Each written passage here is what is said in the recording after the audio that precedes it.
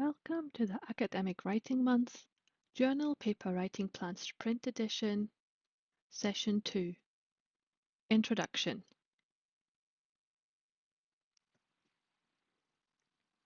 In this session, we're going to have a look at the article design canvas and how you can use that to plan your paper. Then we'll be looking at what actually goes into the introduction, and we'll be looking at some examples. There's 30 minutes of writing time built into this presentation.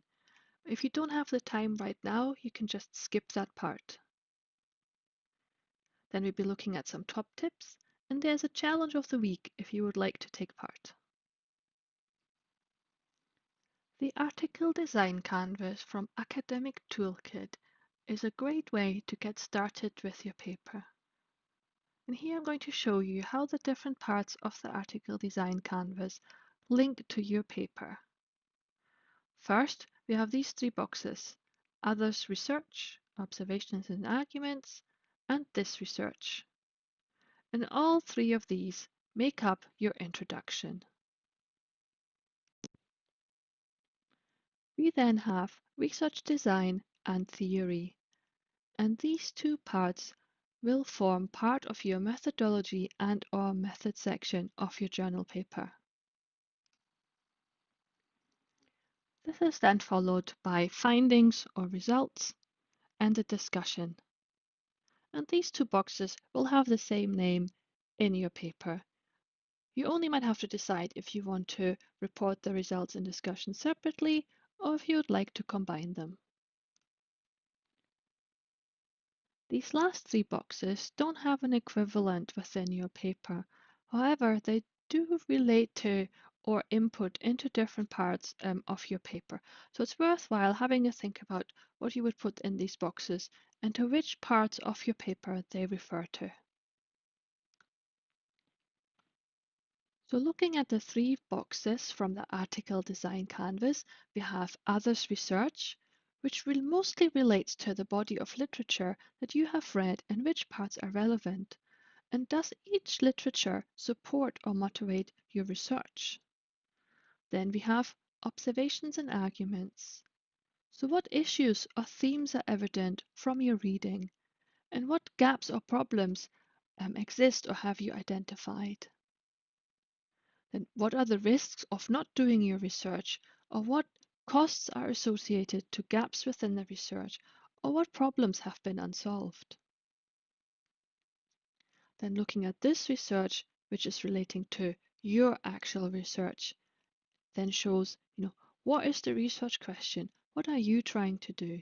What are the benefits of that? And what value does your research question add?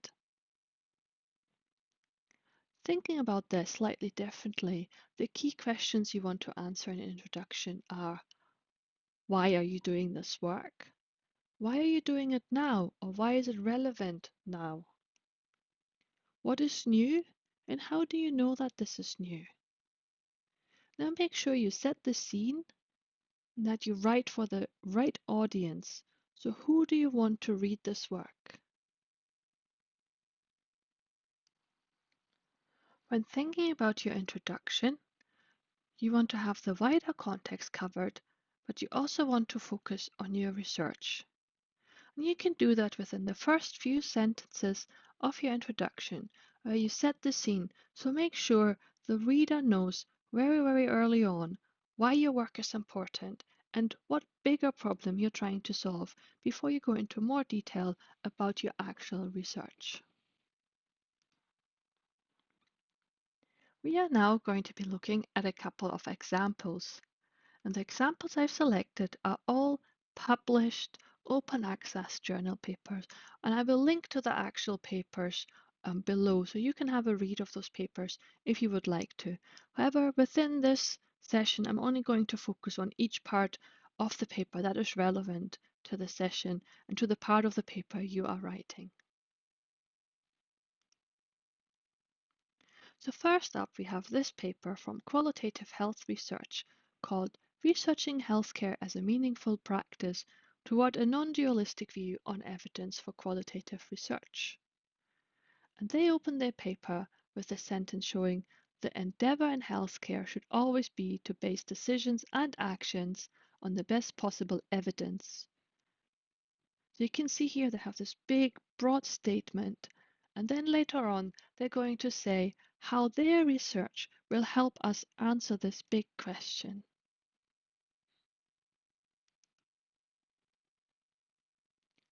Our second example is a paper from the Journal of Structural Geology, and this is called Potential Formation Mechanisms of Early Diagenetic Displacive Veins in the Permian-Boda Claystone Formation.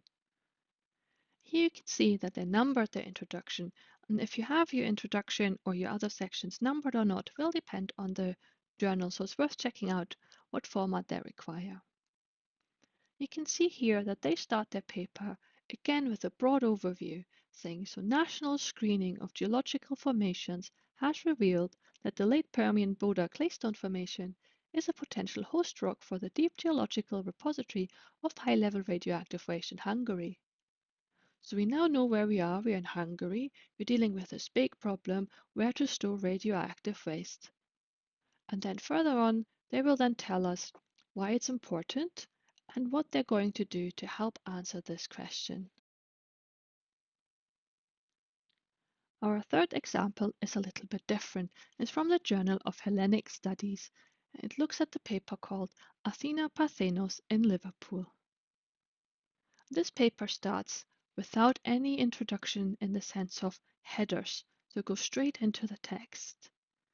And it says, the collections of the Garstang Museum at the University of Liverpool include a terracotta figurine with the attributes of the renowned statue of Athena Parthenos, which has the accession number C519, and it refers to figure 1.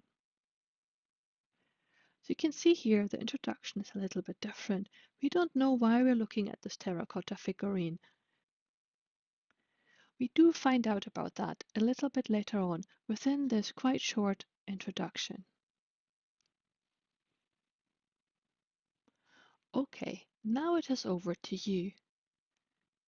Once I stop with this little explanation, you will have 30 minutes of this slide accompanied by music. If you don't want to write right now, just skip forward to the top tips. However, if you are ready to write right now and start with your introduction, then I would like you to first think about your target audience. Who are you writing for? What journal are you targeting? And who reads that journal? Or make sure that you do keep them in mind when you set the scene. Make sure to tell the reader why your research is important. And why are you doing it now? Why is it relevant? Why is it timely? Also make sure to include what's new about your research. Maybe it's a new approach, maybe a new methodology, maybe a new method. And make sure to include how you know that this is a new approach. Okay, and with that, it's over to you for 30 minutes of focused writing time. You will get a 5-minute warning, and then I will hopefully see you back here in 30 minutes for the top tips and a weekly challenge. However, if you're not ready to write right now, please feel free to skip forward and just watch the top tips and the weekly challenge and write in your own time.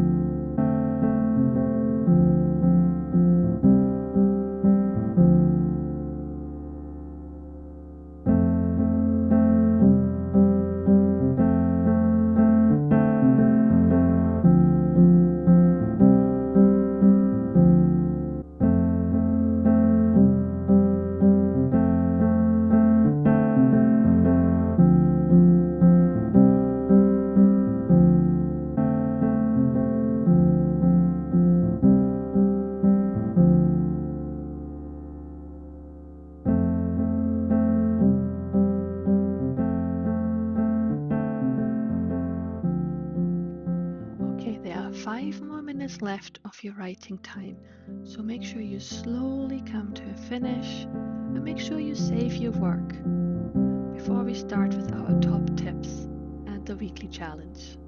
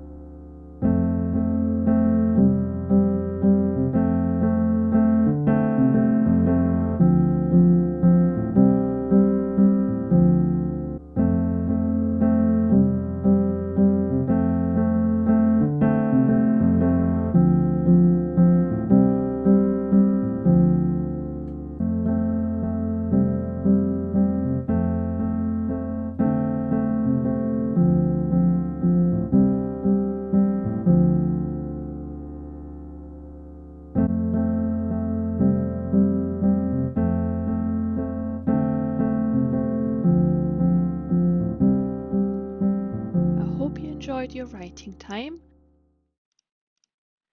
But before we finish with today's session, I just wanted to share a couple of top tips to keep in mind. A key point is to remember your audience. Who are you writing for? Who would you like to read your paper? And make sure that it is relevant to them. That might mean you have to use slightly different words. Maybe you have to introduce the topic slightly different. This might depend if you're having a readership that is aware of your field, maybe from the same field, or maybe you would like to talk to people from a different field, for example, policymakers or researchers that might be able to use some of your approaches in a different setting. Make sure you get to the point quickly in the introduction. So you want to start with these big statements. You can always elaborate on them a little bit later within your introduction, but you want to hook the reader from the start. If your introduction is a little bit longer than you would like it to be, or you just have a lot to try and talk about, you can use subheaders to guide the reader.